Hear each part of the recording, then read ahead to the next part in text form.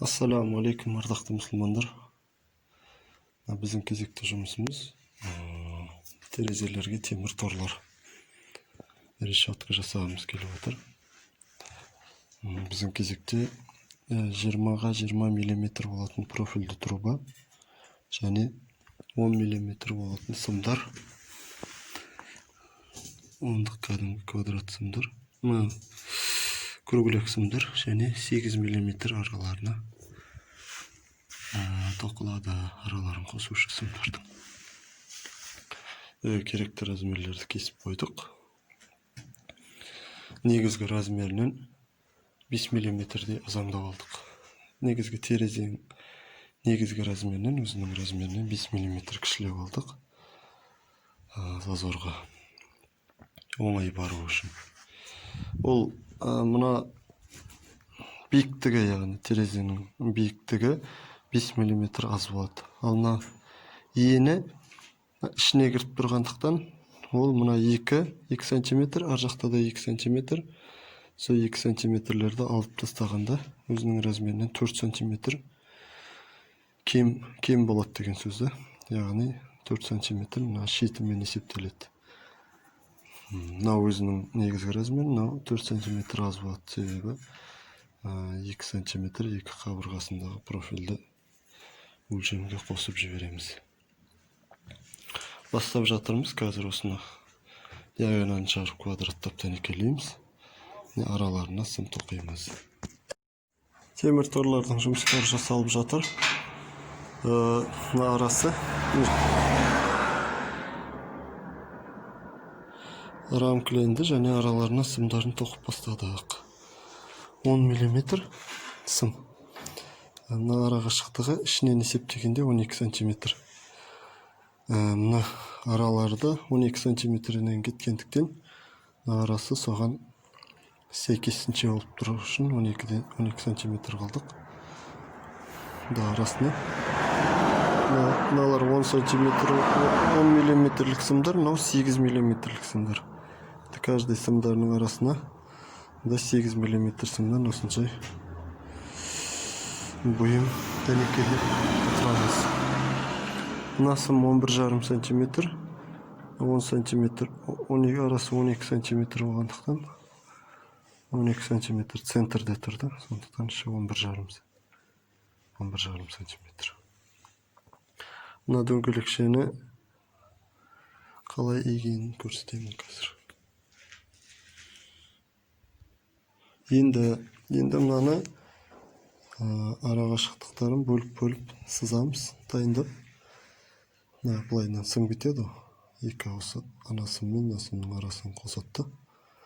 Сол сымдарының 12 см-ден өлшеп сызып дайындап қоямыз.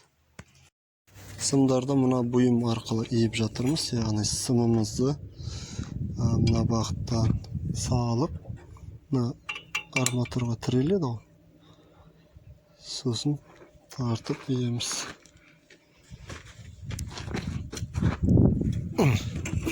Мына тұрған сымға бір шет тиеді.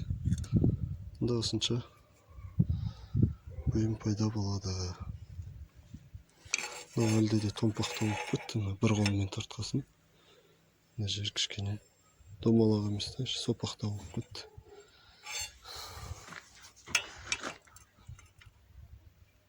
Мынаған тіреледі.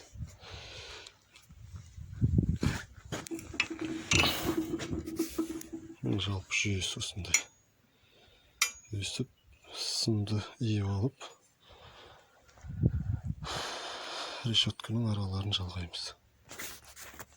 Темір торлардың арасындағы сым тұратын жерлерін бормен белгілеп аламыз.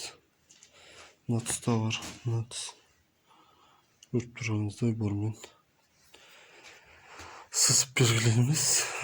Ол біздің кезекте 11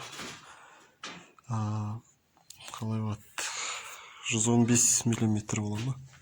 11 см 5 мм-ге тең болды. Негізі 11 см-ден 12,5 см аралығында бөлінеді бұлар арасы. Бұл мына жалпы тордың енінің ұзындығына байланысты бөлінеді. Екі шетінен 12 калдырмаймыз да 5-5 сантиметрден калдырып кетеміз. Қалған сымдар 11 сантиметрден түседі. 11-12 сантиметрден түседі. Сосын мына сымды, мына бұйымды өзінің мына негізгі размері бар, мына точкадан мына екі сымның арасында жатады ғой, мына сым мен мына сым. Соған егер иетін тұрбаңыз 62 мм болатын болса, 62-лік диаметрде болатын болса, онда 15 сантиметр өзінің размеріне қосып аламыз. Мен ана размеріне, негізі шыққан размерге 15 сантиметр қосып аламын. Сонда иілген кезде мынау дәл жақсы.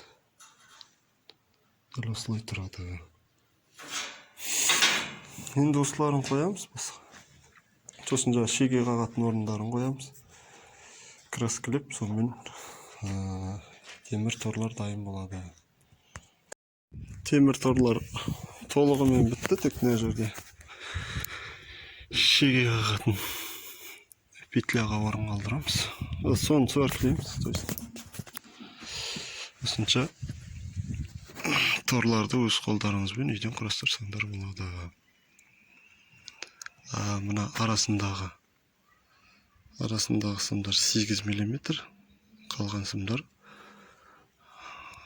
10 мм сымдар. Так, мына размер 60 сантиметр. Но қанша биік болған сайын 60-ты соза бересіз, 70-80. Максимальный 80-ге дейін созуға болады.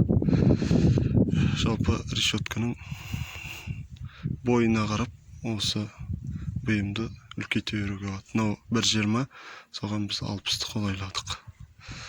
Және де байқап отырсаңыздар, шекелерінде бормен сызылған. Оны екі шетінен размерді өлшеп, сосын профильді пайдаланып, сол екі шекесіне қойып, бормен сызып тегістіру үшін.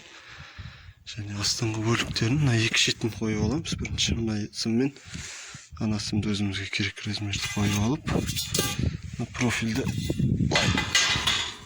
дәнекерлеп тастаймыз. Сосын қалған сымдарды осыған тіреп сваркілеп кете береміз. Осынша решетка пайда болды.